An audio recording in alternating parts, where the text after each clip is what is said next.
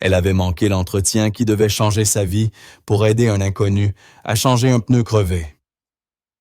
Ce qu'elle ignorait, c'est que le vieil homme qu'elle avait secouru était le milliardaire qui détenait son destin.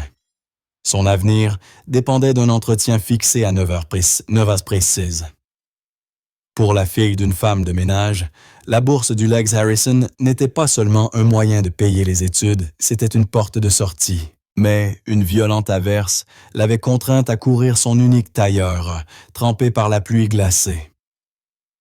À mi-chemin, elle l'aperçut, un vieil homme, seul luttant, désespérément avec un pneu à plat. Son esprit lui hurlait de continuer à marcher, c'était sa seule chance. Pourtant, elle s'arrêta. Agenouillée dans la boue et la graisse, elle voyait son opportunité s'évanouir sans savoir qu'elle aidait un milliardaire, l'homme même, qui détenait les clés de son avenir. Le bus de 6h15 sentait toujours le café rassis et le gasoil. Claire Johnson resta parfaitement immobile, le dos bien droit à quelques millimètres du siège en vinyle sale. Pas question que la saleté de la ville la touche aujourd'hui, c'était un jour différent.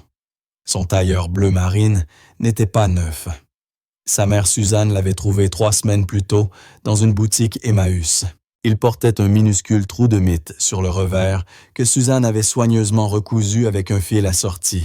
La veille, elle l'avait repassé 2 fois, traçant des plis nets et impeccables. À 17 ans, Claire paraissait plus âgée dans ce tailleur. Ses cheveux blonds étaient tirés, en une tresse stricte, qui accentuait ses pommettes et lui donnait l'air sérieux. Elle espérait que cela la rendrait digne. Dans la poche de son manteau, ses doigts serraient un petit médaillon froid, une médaille de Saint-Christophe, polie par le temps. Elle appartenait à son arrière-grand-père, le sergent Élie Torneau, qui l'avait portée dans la boue de France. Sa mère disait toujours qu'il n'avait jamais reculé devant un combat, ni laissé quelqu'un dans le besoin. La médaille lui servait de lest une encre minuscule dans la tempête de ses nerfs. Le bus cahota en franchissant le pont de la Rive-Basse, laissant derrière lui leur quartier. En bas, l'eau grise et lourde stagnait. La Rive-Basse était un endroit de trottoirs fissurés de prêteurs sur gages et d'immeubles fatigués. C'était chez elle, mais Claire voulait plus. Sa mère Suzanne travaillait comme femme de ménage dans les grandes demeures des Hauts-de-Montreuil, où les pelouses étaient si vertes qu'elles semblaient fausses. Suzanne partait d'avant l'aube et rentrait après la tombée de la nuit, les mains imprégnées d'eau de Javel. « Tu es plus intelligente que ce quartier, Claire », lui avait-elle dit la veille d'une voix lasse. « Tu n'es pas seulement la fille d'une femme de ménage. Va à cet entretien, montre-leur ton courage, ton acharnement. Gagne ce qui te revient. » Entretien. Ce n'était pas un simple rendez-vous, c'était la bourse du Legs Harrison, une prise en charge totale à l'Université Saint-Laurent. C'était tout. Saint-Laurent était comme un château perché sur la colline, le monde que sa mère nettoyait sans jamais y entrer. Pour Claire, la bourse n'était pas seulement des frais de scolarité. C'était une échappée, un futur, où ses mains ne sentiraient plus la javel. Le bus s'arrêta à la gare centrale. L'air changea. Les immeubles devinrent de verre et d'acier. Les passants portaient des manteaux coûteux et des mallettes en cuir, marchant avec une assurance que Claire admirait. Elle regarda sa montre 7h45. L'entretien était à 9h00 précise. Largement le temps, il suffisait de prendre le bus de correspondance vers l'université. Puis le ciel s'ouvrit. Ce n'était pas une douce pluie de printemps, mais une averse violente. Le vent s'engouffra entre les immeubles transformant les gouttes en aiguilles glacées. Les gens fuyaient, les parapluies se retournaient. En quelques minutes, les rues devinrent des rivières. Claire, horrifiée, vit le bus qu'elle devait prendre s'éloigner, trop plein pour accueillir d'autres passagers. Le prochain était dans 20 minutes. 20 minutes. Son avance venait de disparaître. « Non », murmura-t-elle. Elle ne pouvait pas être en retard, pas aujourd'hui. Elle consulta son téléphone. L'université se trouvait à 20 pâtés de maison. Elle pouvait y être en 30 minutes si elle courait. Claire resserra le col de son manteau mince et sortit de l'abribus. La pluie la frappa aussitôt froide, cinglante, implacable. Elle serra son dossier contre sa poitrine. À l'intérieur, sa candidature, ses lettres de recommandation et son essai intitulé « L'héritage du devoir ». Elle se mit à courir la tête baissée, évitant les rares silhouettes pressées. Ses chaussures, les anciennes ballerines de travail de sa mère, furent trempées en quelques secondes. L'eau glacée s'infiltra partout, le tailleur colla à sa peau, les plis s'effacèrent. « Continue à avancer », se souffla-t-elle. Sa tresse se défaisait des mèches mouillées, lui fouettait le visage. Elle était à mi-chemin. 8h20. Elle allait y arriver, même si elle ressemblait à un rat noyé. Puis elle vit la voiture. Une berline vert, foncée, élégante et coûteuse, garée de travers sur le trottoir. Son pneu arrière était complètement à plat. À côté, un vieil homme grand et mince portait un manteau de laine de qualité désormais trempé. Ses cheveux blancs collaient à son crâne. Il se battait avec un cric, les mains tremblantes, le visage crispé de frustration. « Fichue machine !» cria-t-il, en donnant un coup de pied dans le pneu crevé, mais sa voix se perdit dans le vent. Claire ralentit. Son esprit hurlait. « Continue, tu es en retard. Ce n'est pas ton problème. C'est ta vie, ta seule chance. » Personne d'autre ne s'arrêtait. Les passants défilaient de la tête baissée, chacun perdu dans sa propre tempête. Claire s'arrêta. Elle resta figée, la pluie dégoulinant de son nez. Elle regarda le vieil homme appuyé contre la voiture, haletant l'air vaincu. Elle sentit le poids du métal dans sa poche, la médaille de Saint-Christophe. Un homme qui n'a jamais tourné le dos à quelqu'un dans le besoin. « Tant pis », murmura-t-elle. Elle traversa le petit ruisseau qui coulait le long du trottoir. « Monsieur », cria-t-elle, sa voix se perdant dans le vent. « Monsieur, avez-vous besoin d'aide ?» Le vieil homme leva les yeux surpris. Il vit une jeune fille de 17 ans, trempée jusqu'aux os, serrant un dossier contre elle. « Mademoiselle, vous devriez être à l'abri », cria-t-il par-dessus le vacarme. « Je n'arrive pas à faire tenir ce fichu cric, le sol est trop glissant. »« Il faut le caler », dit Claire en s'approchant. Elle savait comment faire. Son voisin de palier M. Henri réparait sans cesse des vieilles voitures dans la cour et elle l'avait vu changer 100 pneus. Elle posa son sac à dos près de la portière et déposa son dossier sur la banquette arrière, priant pour que le cuir le protège de la pluie. « Laissez-moi faire », dit-elle. Elle s'agenouilla sur le bitume rugueux et trempé. Le froid traversa aussitôt le tissu de son tailleur. Elle s'en moqua. « Le cric doit se placer sous le châssis, pas sous la carrosserie », expliqua-t-elle d'une voix ferme. Elle le repositionna jusqu'à sentir l'acier solide. « Maintenant reculez, monsieur. » Le vieil homme la regarda stupéfait, tandis que l'adolescente commençait à actionner le cric d'un geste sûr et méthodique. « Où avez-vous appris à faire cela ?» demanda-t-il. « À la rive basse », répondit-elle sans lever les yeux. « Là-bas, soit on apprend à réparer, soit on n'avance pas. » La voiture se souleva lentement, la pluie martelait son dos. Ses mains raidies par le froid s'activaient pourtant, desserrant les écrous un à un. Ils étaient serrés à bloc. Elle dut forcer de tout son poids, grognant sous l'effort. « C'est insensé », grommela le vieil homme en tenant au-dessus d'elle un petit parapluie inutile. « Vous ruinez vos vêtements. »« Ce ne sont que des vêtements », répondit Claire, bien que les mots lui brûlassent la gorge. Ce tailleur, c'était son armure, et il était en train d'être détruit. Elle retira le pneu crevé, le fit rouler plus loin. Il était lourd. Elle prit la roue de secours dans le coffre, un petit pneu de secours temporaire. « Vous avez un entretien, n'est-ce pas ?» demanda le vieil homme, ayant remarqué le dossier posé sur la banquette. « Oui, monsieur », répondit-elle, la voix brisée. Elle tentait de ne pas pleurer. Ses mains étaient noires de graisse et de poussière, et elle sentit une larme tracer un sillon clair sur sa joue sale. Le vieil homme regarda sa montre en or simple et élégante. Ses yeux s'écarquillèrent. « Mon Dieu, Il est 8h45. L'estomac de Claire se noie. 8h45. Elle était là depuis 25 minutes. Elle n'y arriverait jamais. C'était fini. Elle cessa de bouger. La pluie et le vent s'effacèrent. Il ne restait plus que le battement sourd de son cœur. Tout ce travail, tous les espoirs de sa mère, envolés. Je suis en retard, murmura-t-elle.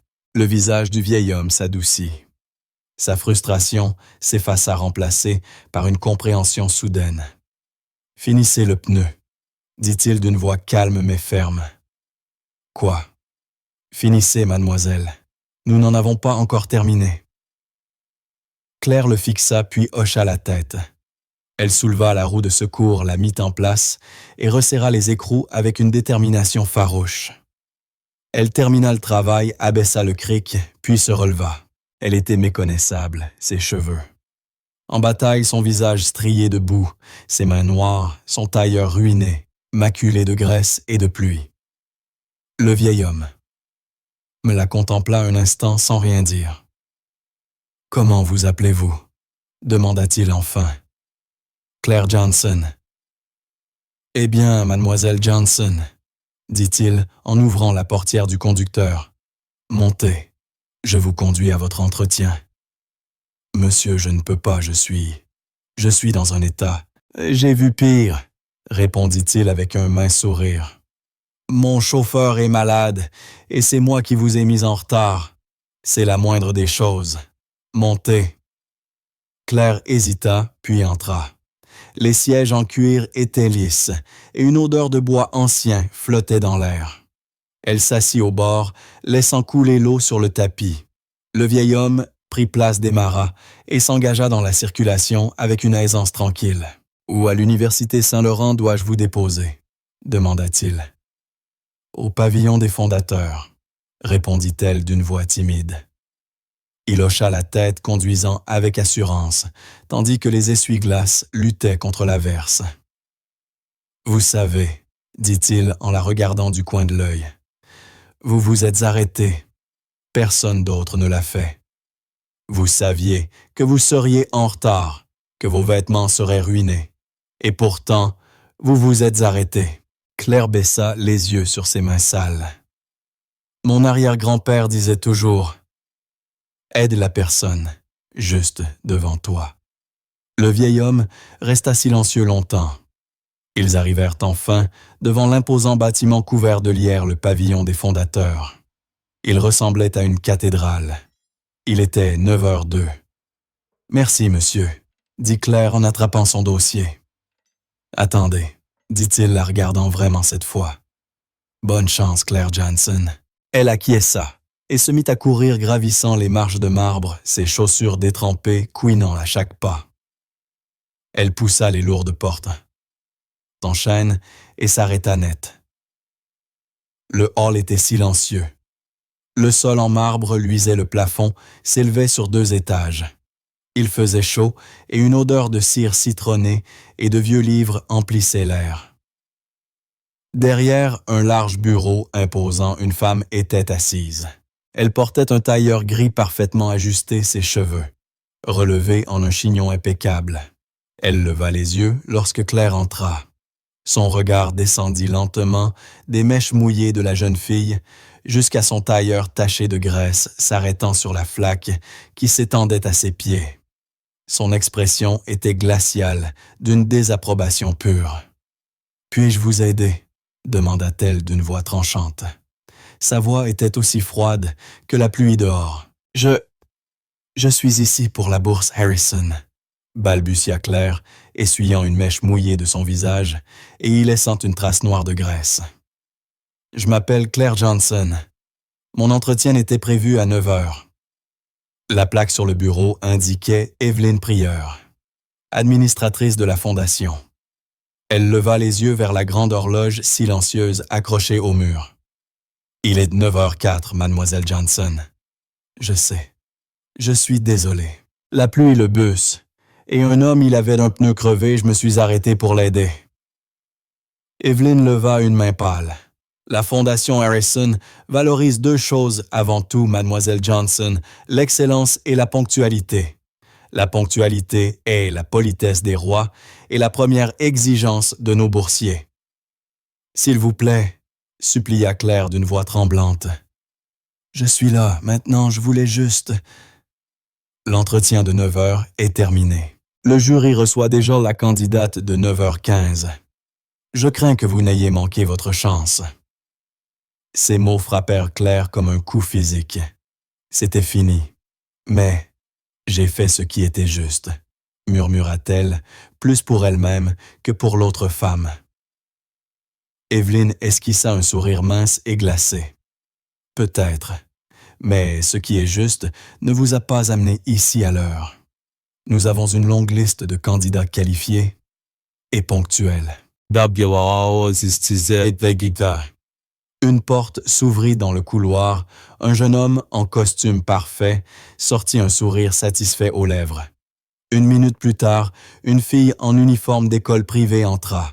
« Je vous prie de partir », dit Evelyne, sans lever les yeux de son ordinateur. « Vous mouillez le sol. » Claire resta une seconde de plus pétrifiée d'humiliation. La chaleur du hall la faisait frissonner dans ses vêtements trempés. Elle sentit les regards des autres candidats posés sur elle. Puis elle fit demi-tour, ses chaussures gorgées d'eau, couinèrent, tandis qu'elle franchissait les lourdes portes en chêne. Elle retrouva la pluie plus dense encore, comme si le ciel se moquait d'elle. Sur les marches de marbre du pavillon des fondateurs, elle resta debout vide. Le froid de ses vêtements avait gagné ses os, mais ce n'était rien comparé au gel qui envahissait son cœur. Elle avait échoué. Elle avait trahi les espoirs de sa mère, les siens aussi.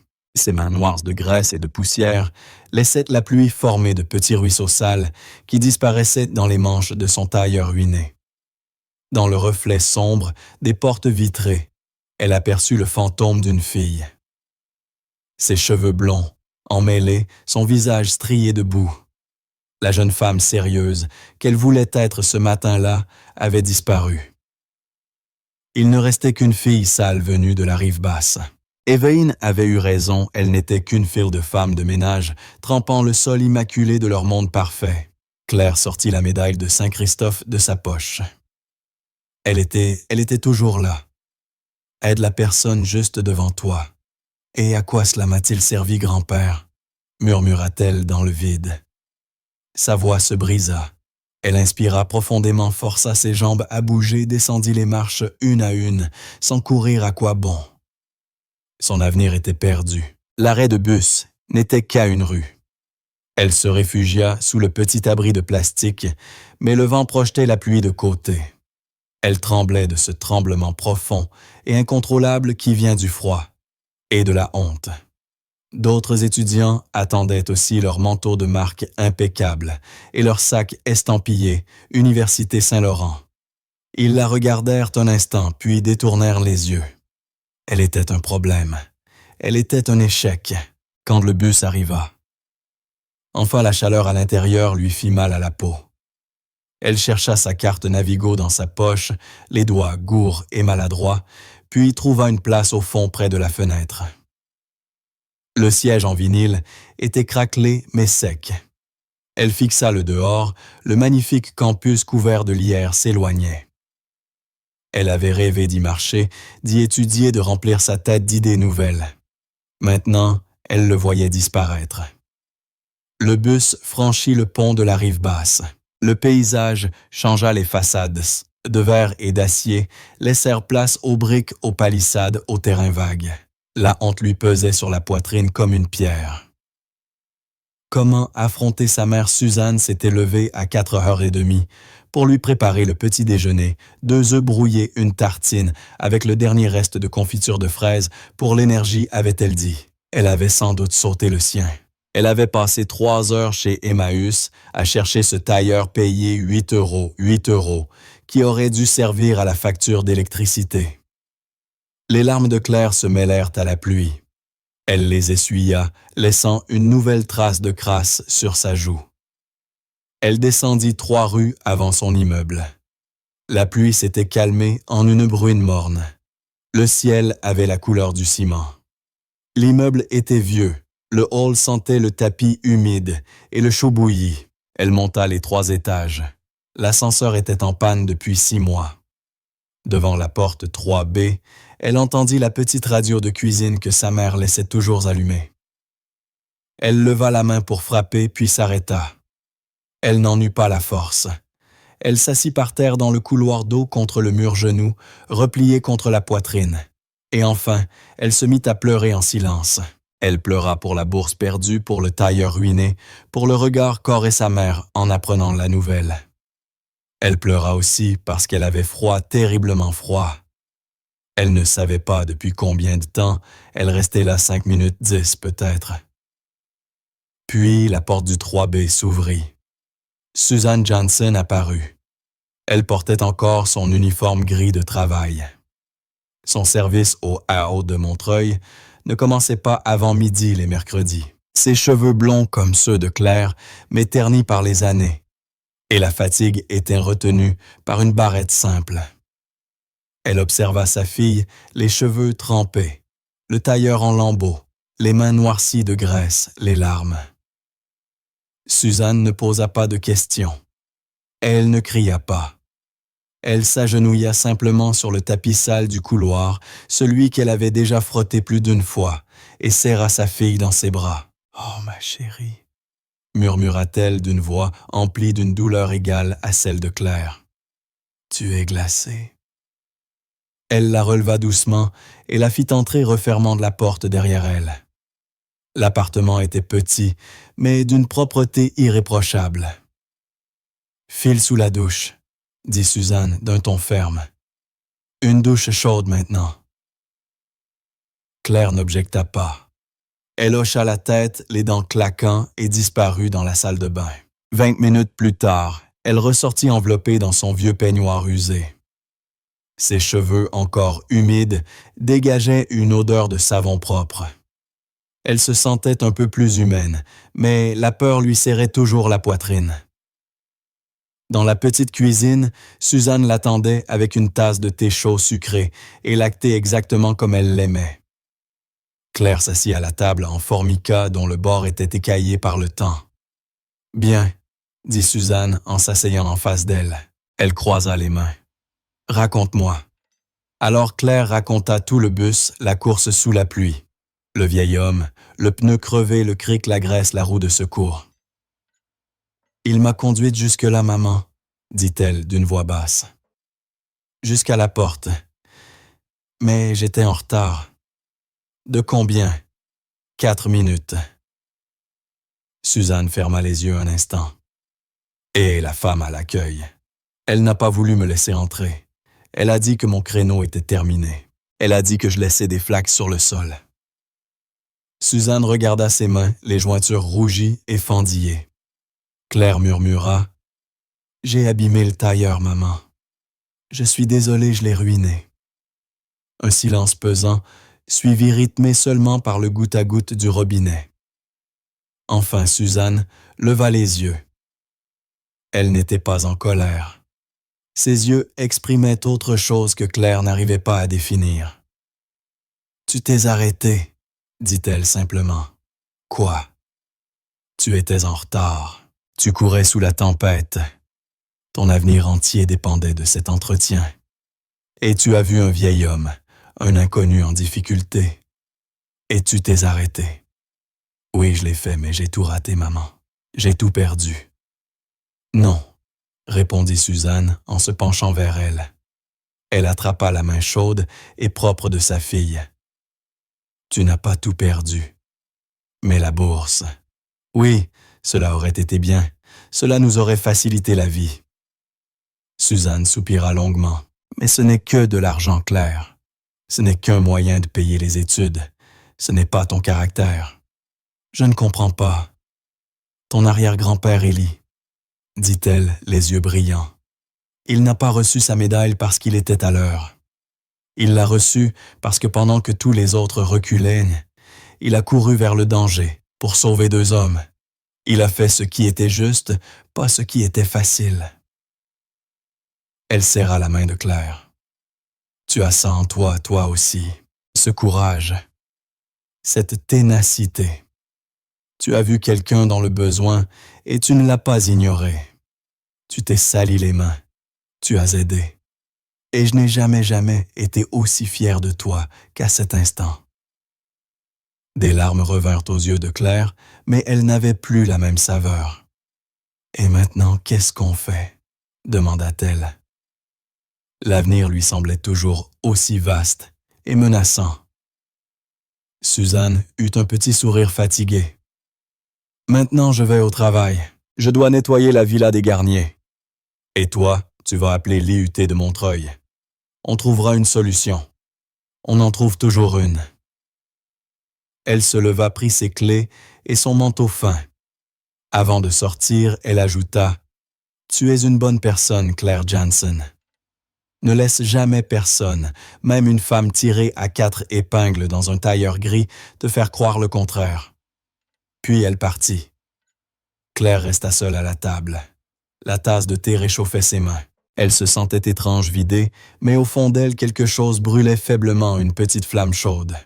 Sa mère était fière d'elle. Elle avait échoué à un test peut-être, mais elle en avait réussi un autre. Pendant ce temps, de l'autre côté de la ville, la berline vert foncé entrait dans un garage souterrain chauffé. Robert Garnier en descendit. Il observa la petite roue de secours, la boue sur le tapis du côté passager, la tache de graisse sur ses chaussures hors de prix. Il prit l'ascenseur privé qui menait directement à son hôtel particulier. Le vaste salon aux murs de verre dominant tout Paris paraissait presque vide. Son chef de cabinet, Thomas Lefebvre, l'attendait en costume sombre. « Monsieur Garnier, dit-il d'un ton pressé.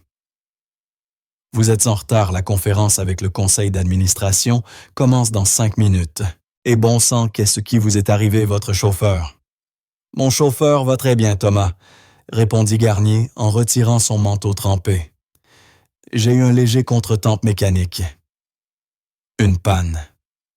Vous auriez dû appeler, on vous aurait envoyé une autre voiture. » « C'est réglé. » coupa Garnier.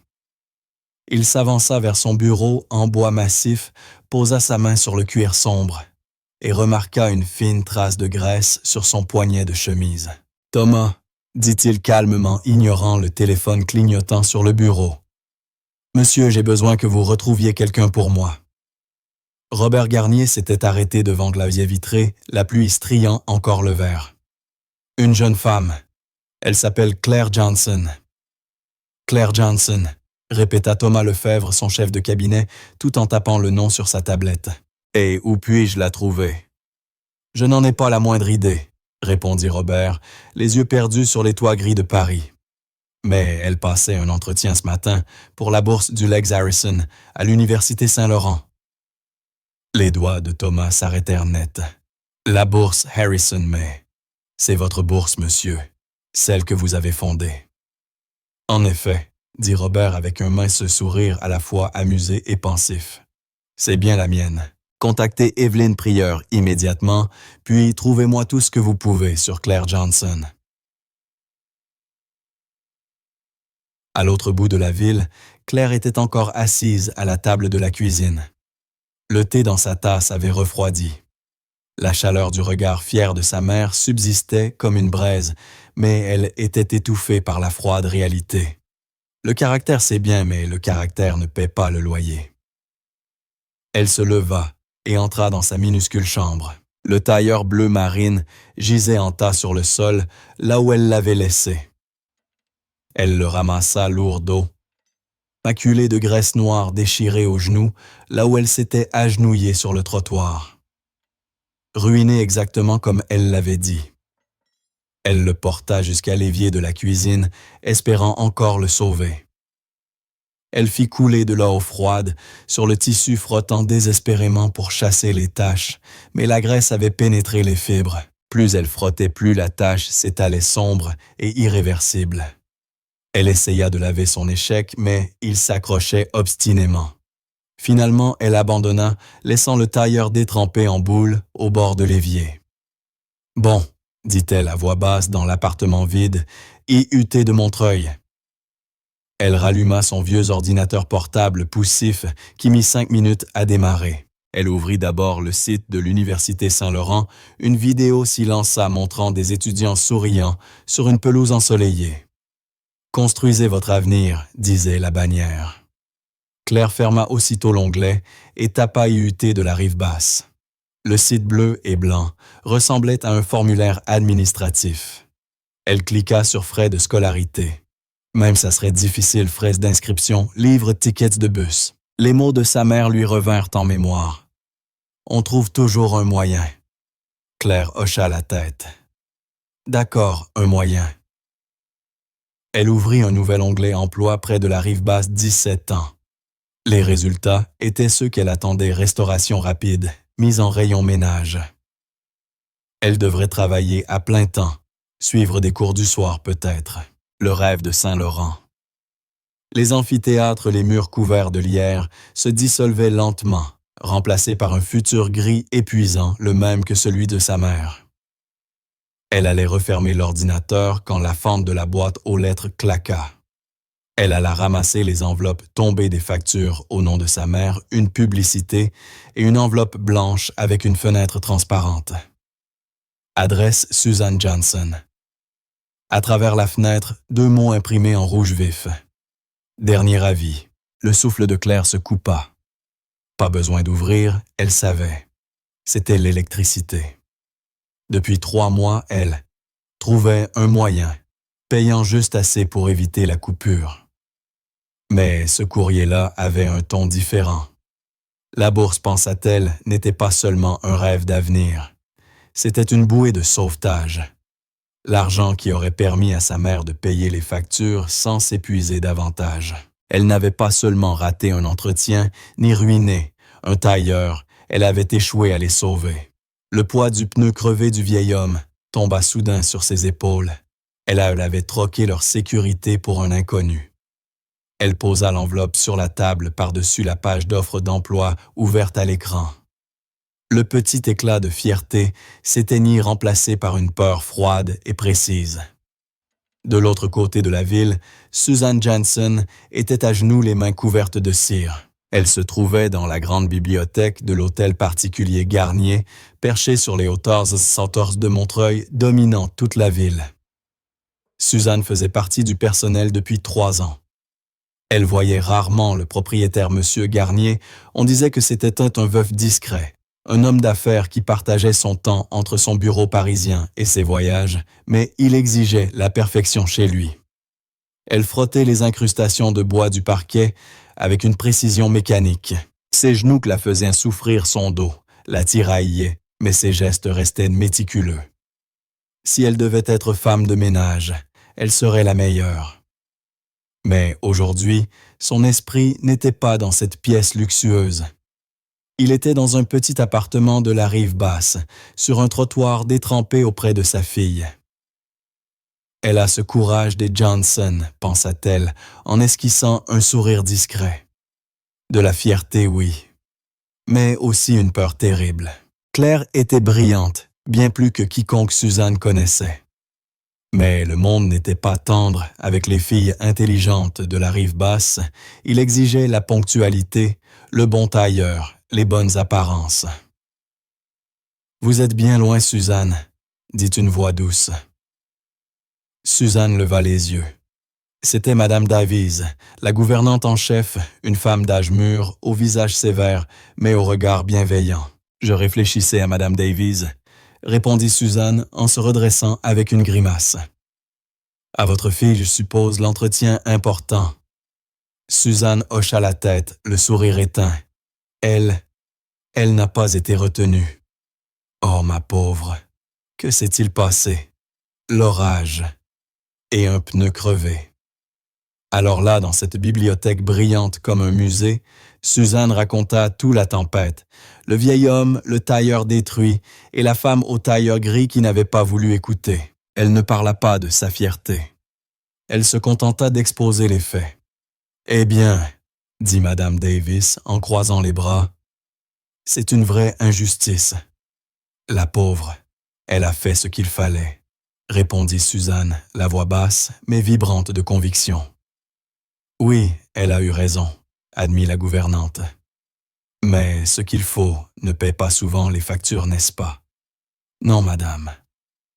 Eh bien, soupira madame Davis en lui tendant le plumeau, au travail. Monsieur Garnier reçoit des invités ce soir. Il veut que tout le rez-de-chaussée brille. Suzanne acquiesça et s'approcha de l'immense cheminée sculptée. Sur la tablette reposaient plusieurs photographies. Elle les dépoussiérait chaque mercredi. La plupart montraient Monsieur Garnier à différents âges ou de superbes paysages, mais au centre trônait dans un lourd cadre d'argent le portrait souriant d'une femme brune, Eleanor Harrison Garnier. Le domaine portait son nom tout comme la fondation Harrison. Elle était décédée depuis des années. À côté, une photo plus récente montrait Robert Garnier en costume sombre, serrant la main d'un ministre. Suzanne s'arrêta. Elle fixa plus attentivement la photo.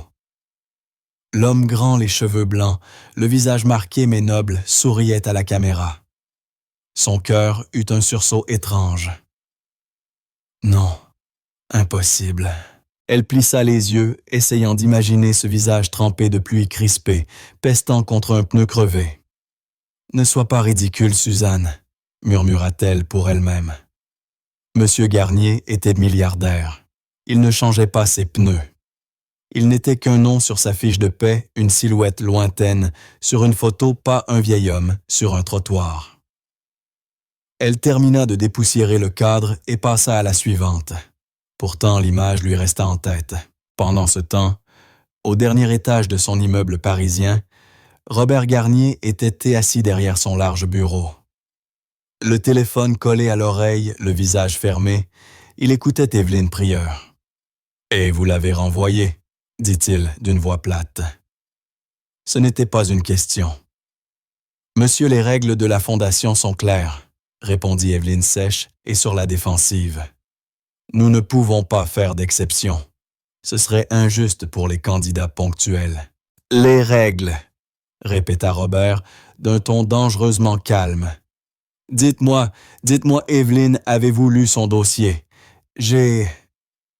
Bien sûr, j'ai examiné tous les finalistes. Ses notes étaient excellentes, mais son origine, la rive basse, ce n'est pas... Pas quoi, Évelyne? Pas typique d'une boursière Harrison. Nous devons maintenir nos standards. Vous voulez dire qu'elle n'a pas fréquenté le bon lycée, que sa mère ne participe pas au gala de charité. Monsieur Garnier, je veux seulement dire qu'elle manquait de préparation. Elle était couverte de saleté. C'était un manque de respect. Elle n'a pas la prestance que nous exigeons. Robert baissa les yeux vers sa manche, où subsistait encore une minuscule tache de graisse qu'il avait laissée exprès. « La prestance ?» répéta-t-il doucement. « Je vois. Une jeune fille en route pour le moment le plus important de sa vie s'arrête sous une tempête pour aider un inconnu. Elle ruine son tailleur, se couvre de boue et de cambouis. Elle le fait en sachant qu'elle sera en retard, qu'elle perdra probablement sa seule chance, et elle le fait quand même. » Un silence glacial suivit. Évelyne, pour la première fois, se tut. « Évelyne, » reprit Robert d'une voix ferme, « ce n'est pas un manque de prestance, c'est du caractère. Et c'est exactement ce que représente l'héritage Harrison, non pas la prestance, mais le devoir. Mais, monsieur, avez-vous lu son essai, coupa-t-il. Je l'ai parcouru. Lisez-le. Puis prenez 2 semaines de congés payés, dès maintenant. Monsieur, vous ne pouvez pas. Je peux, et c'est fait. Profitez-en pour revoir votre définition du mot standard. Nous reparlerons à votre retour. » Il raccrocha net, coupant court à ses protestations. Thomas, immobile près de la fenêtre, n'avait pas dit un mot. « Thomas, qu'avez-vous trouvé sur Élie Torneau, son arrière-grand-père? » Thomas consulta sa tablette. « Sergent Élie Torneau, 3e division d'infanterie. Décoré de la croix de service distingué à titre posthume. »« Pour quel fait? » demanda Robert, bien qu'il sût déjà la réponse. « Août 1944, France. Son peloton était pris sous le feu dans une ferme. Le bâtiment a été touché par un obus de mortier et a pris feu. Torneau blessé. y est retourné 2 fois pour sortir des hommes vivants. Il est mort en entrant une 3e fois. Robert ferma les yeux. Aide la personne juste devant toi. Sa voix se fit rauque, l'héritage du devoir. Monsieur, c'était le titre de son essai, confirma Thomas. Robert se leva, s'approcha de la fenêtre. La pluie avait cessé. La ville brillait la vie neuve. Elle a écrit sur lui, dit-il doucement. Elle a écrit que l'héritage, ce n'est pas ce qu'on laisse, mais ce qu'on fait ici et maintenant, quand personne ne regarde. Il se retourna le regard, redevenu clair et décidé. Elle citait sa mère, qui citait son arrière-grand-père. « Monsieur, rien. Quel est mon emploi du temps pour la prochaine heure? Réunion avec le conseil du nouvel hôpital dans 20 minutes. Annulé. Annulé. C'est la 3e fois, monsieur. Ils comprendront. Et trouvez-moi où travaille Suzanne Johnson, la mère. Oui. D'abord préparez la voiture, vous conduisez. Nous allons à la rive basse. » La berline noire glissait silencieusement dans les rues détrempées telle une ombre. C'était la même voiture, mais cette fois Thomas tenait le volant, le visage impassible. Il traversait les nids de poules de la rive basse avec une précision tendue tandis que Robert Garnier, à l'arrière, fixait le paysage gris, les lèvres serrées. Robert était assis à l'arrière, le regard perdu à travers la vitre. Le monde qu'il possédait, celui des tours de verre et des pelouses parfaites, s'était effacé. Ici, les immeubles étaient en briques fatiguées. Les fenêtres grillagées, les pelouses réduites à des plaques de terre et de mauvaises herbes. Il vit des gens attendre aux arrêts de bus, les épaules voûtées, les visages usés. Il vit les prêteurs sur gage, les magasins de prêts rapides, les vitrines condamnées. C'était le monde d'où venait Claire Johnson. « Nous y sommes, monsieur, » dit Thomas d'une voix douce. Il gara la voiture devant un petit immeuble de 3 étages en briques sombres. Sur un panneau de plastique fissuré, on lisait « Résidence de la rive basse ».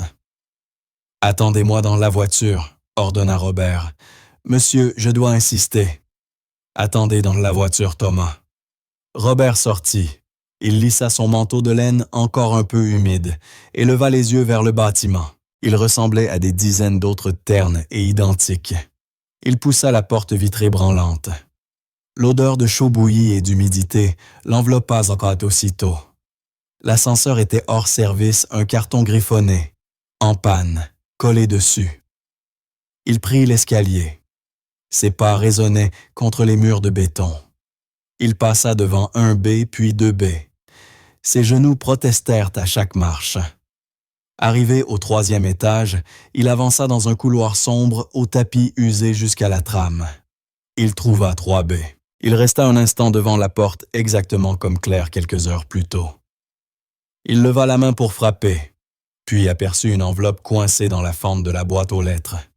Une petite enveloppe blanche inclinée, juste assez pour qu'il distingue l'encre rouge, dernier avis. Il ne la toucha pas, il la contempla. Il pensa à Évelyne Prieur, à ses discours sur la prestance et les standards. Il frappa. À l'intérieur, Claire fixait toujours la facture d'électricité.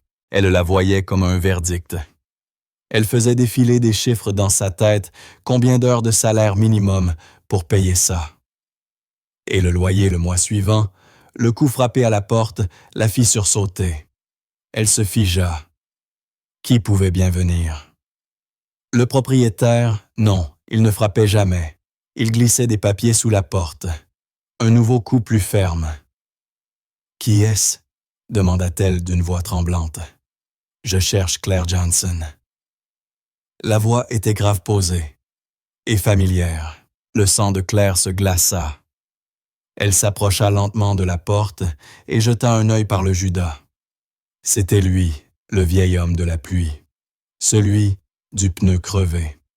Il se tenait dans le couloir. Impeccable cette fois, ses cheveux blancs peignés, son manteau de laine sec. Il dégageait une autorité tranquille, presque intimidante. Qu'est-ce qu'il faisait là? Avait-elle abîmé sa voiture? Mal serrés les boulons. Elle ouvrit la porte d'un cran, la chaîne encore accrochée. « Monsieur. » Le vieil homme la regarda sans sourire, les yeux pleins de bonté, mais aussi d'une intensité troublante. Il jeta un regard à l'intérieur, le petit appartement propre, le tailleur ruiné et trempé posé près de l'évier. « Mademoiselle Johnson, » dit-il doucement, « puis-je entrer? »« De quoi s'agit-il? Comment m'avez-vous trouvé? » « Disons que j'ai quelques ressources, » répondit-il simplement. « Je crois que je vous ai mis en retard à cause de moi. »« Ce n'est rien, » balbutia Claire, resserrant son peignoir. « C'est fini. »« Non, » dit-il calmement. « Ce n'est pas fini. Je vous promets que je ne viens pas pour causer des ennuis. » Claire hésita. Son arrière-grand-père aurait ouvert. Sa mère, elle, lui avait toujours dit de ne pas faire confiance aux inconnus. Mais cet homme n'était pas tout à fait un inconnu. Elle avait passé 25 minutes sous l'orage à ses côtés. Lentement, elle décrocha la chaîne et ouvrit la porte.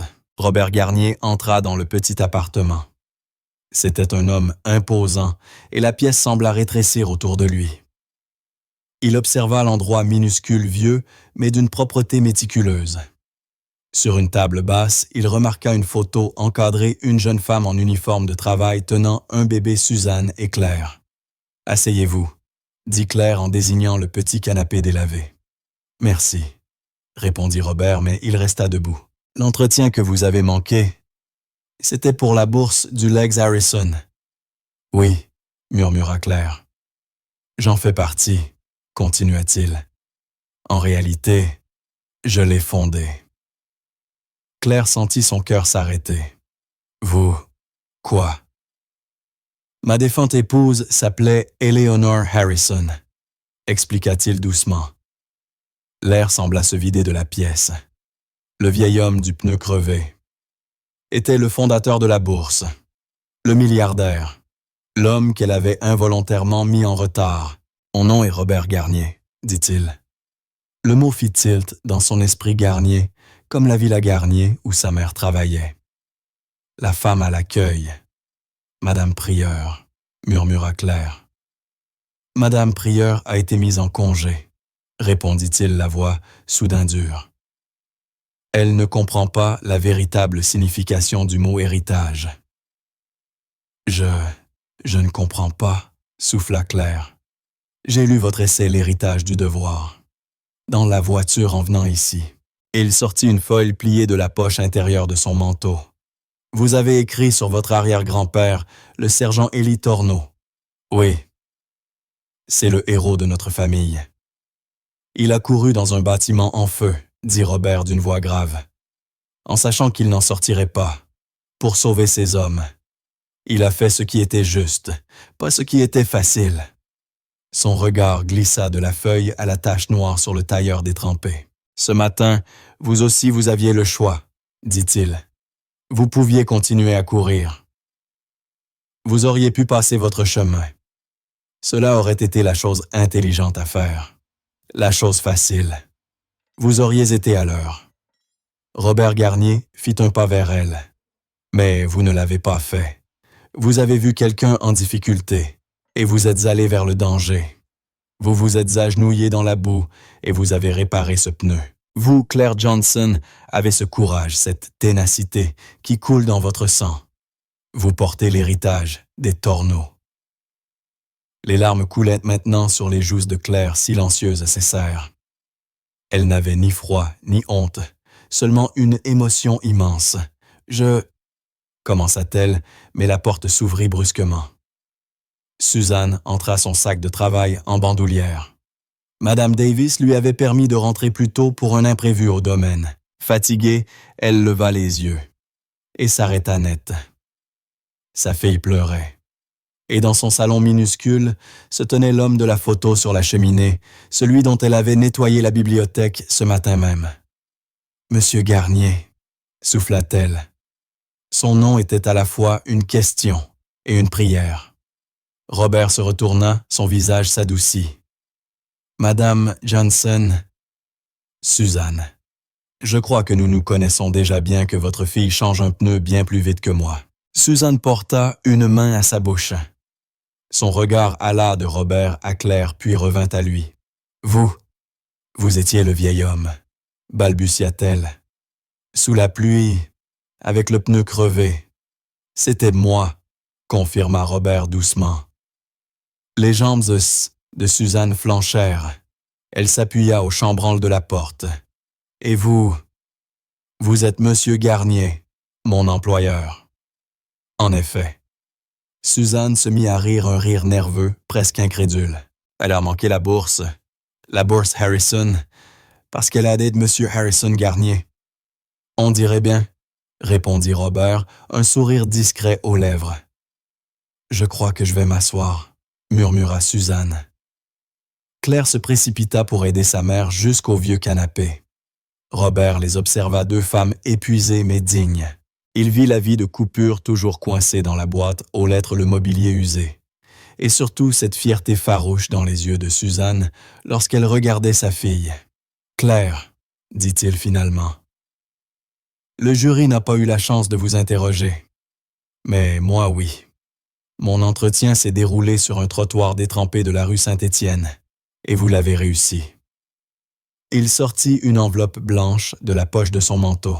Ce n'était pas une facture, c'est de la Fondation Harrison. La bourse est à vous. Frais de scolarité, logement libre et allocation pour les 4 années. Claire éclata en sanglots, un cri de soulagement et d'incrédulité mêlée. Suzanne, les yeux baignés de larmes, lui prit la main. « Mais ce n'est pas tout, » reprit Robert.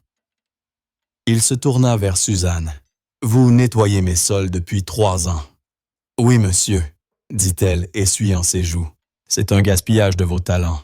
Ma gouvernante, Madame Davies, prend sa retraite l'an prochain. Elle m'a parlé de vous avec les plus grands éloges. J'aimerais vous proposer le poste de régisseuse du domaine Garnier. À compter d'aujourd'hui, vous serez responsable de tout le personnel. Le salaire est bien supérieur à ce que vous gagnez et le poste comprend une maison sur le domaine. » Suzanne resta sans voix. « Une maison, un salaire et... » « Oui, » confirma Robert, sa voix douce mais ferme. « Et je paierai aussi un tailleur neuf pour Claire et un nettoyage complet de ma voiture. » Elle y a laissé une quantité impressionnante de boue. Pour la première fois depuis des jours, Claire rit un vrai rire entrecoupé de larmes. « Merci, merci infiniment, » dit-elle en se levant. « Non, » répondit Robert avec un sourire bienveillant. Il s'approcha, redevenu simplement un vieil homme au regard humain. « C'est moi qui vous remercie, Claire. J'ai passé ma vie à bâtir et à acheter des choses. Mais aujourd'hui, vous m'avez rappelé ce qu'est vraiment un héritage. Ce n'est pas un nom sur un bâtiment. C'est ça. » Il désigna la médaille de Saint-Christophe que Claire serrait encore dans sa main. « C'est le choix que vous faites quand personne ne regarde. Votre arrière-grand-père serait, non, il est très fier de vous. » Il les salua d'un signe de tête. « Thomas vous contactera demain pour les papiers. Suzanne, je vous attends au domaine lundi matin. Sans serpillière cette fois. » Puis il s'en alla. Elles entendirent ses pas lourds descendre lentement les escaliers. Claire et Suzanne restèrent assises muettes. L'appartement n'avait pas changé, même canapé, même mur terne. Mais tout avait basculé. Sur la table, la vie de coupure rouge brillait encore. Claire le prit, le regarda, puis leva les yeux vers sa mère.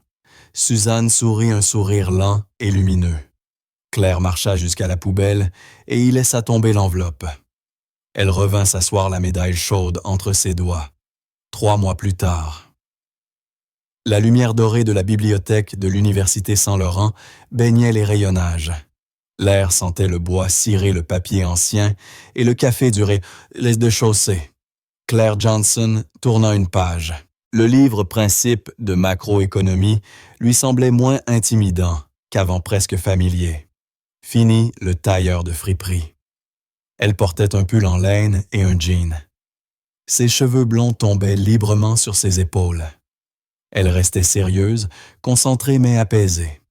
Elle n'était plus la fille trempée et honteuse de ce hall de marbre. Elle appartenait enfin à ce lieu. Un message s'alluma sur son téléphone. Dîner à 18 heures. Ne sois pas en retard. Madame Davy m'a appris à faire un rôti. Claire sourit.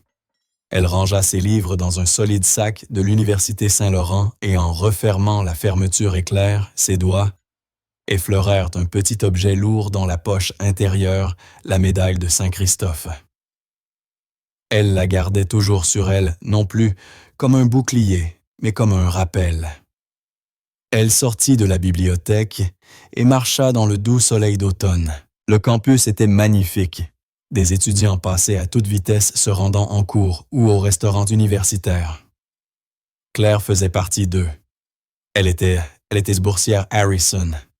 Ces mots avaient encore pour elle quelque chose de neuf et de merveilleux. 2 fois par semaine, elle voyait Robert Garnier. C'était lui qui l'exigeait. Il se retrouvait dans le café du campus.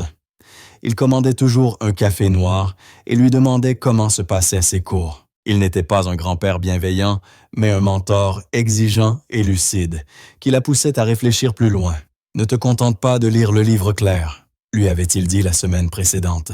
« Remets-le en question. Trouve la faille dans le raisonnement de l'auteur. Ton avenir ne dépend pas de ce que tu sais, mais de ce que tu comprends. » Et elle comprenait. Elle monta dans le bus transversal propre et silencieux. Cette fois, elle avait un abonnement semestriel payé par la bourse. Le trajet ne la conduisait plus vers la rive basse, mais jusqu'aux portes du domaine Garnier. Les grilles hautes et noires étaient grandes ouvertes. Le bus s'arrêta et elle gravit l'allée sinueuse, bordée de vieux arbres. Les maisons de véritables demeures, cachées derrière leurs haies, semblaient appartenir à un autre monde. Elle passa devant la maison principale, celle où sa mère travaillait désormais, salua le garde à la guérite, qui lui rendit son geste, puis suivit un petit sentier vers une rangée de cottages impeccables, réservés au personnel supérieur. Elle s'arrêta devant le numéro 3, façade blanche, porte vert foncé, jardinière fleurie que sa mère entretenait avec soin. Elle ouvrit la porte. Autrefois, leur appartement de la rive basse sentait l'eau de Javel et l'inquiétude.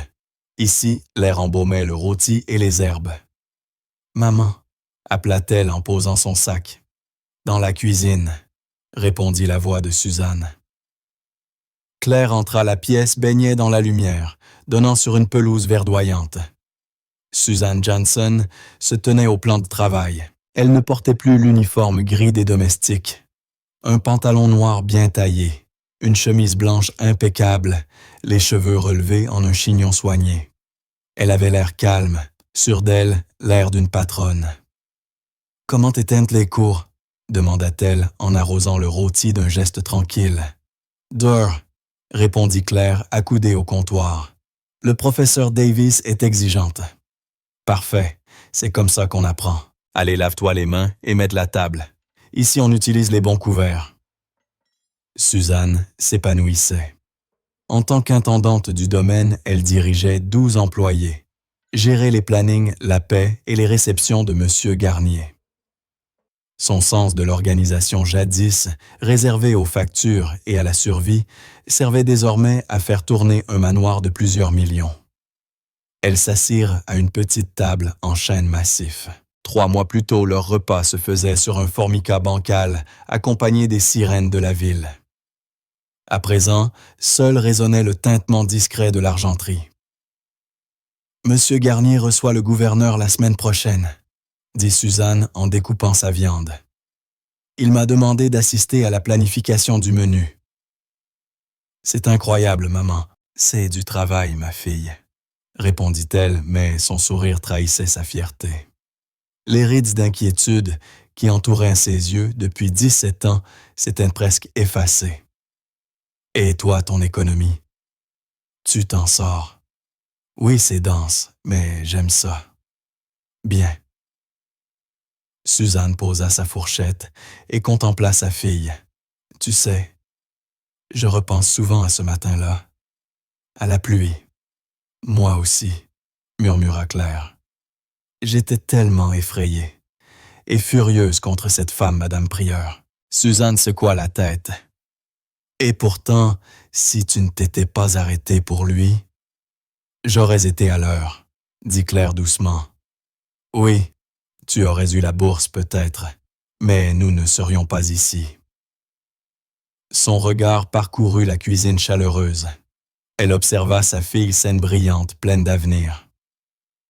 Nous serions encore à la rive basse, dit-elle d'une voix douce. Encore en train d'espérer partir. Nous ne serions pas chez nous.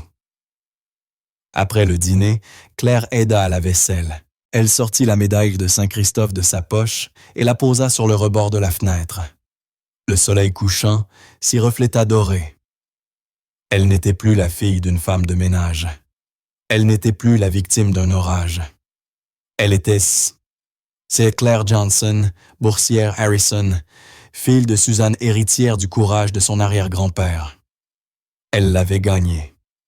Elle l'avait gagné toutes les deux. Et c'est là que commence vraiment l'histoire de Claire, sa nouvelle vie.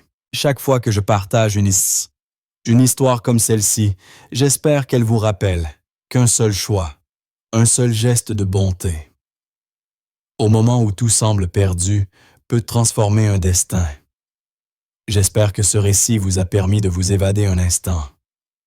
Dites-moi dans les commentaires ce que vous faisiez en l'écoutant une pause, un moment de calme. Je lis vraiment tous vos messages. Et si vous voulez qu'on se retrouve pour la prochaine, aimez la vidéo et abonnez-vous. C'est ce qui fait toute la différence. Merci d'avoir passé ce moment avec nous.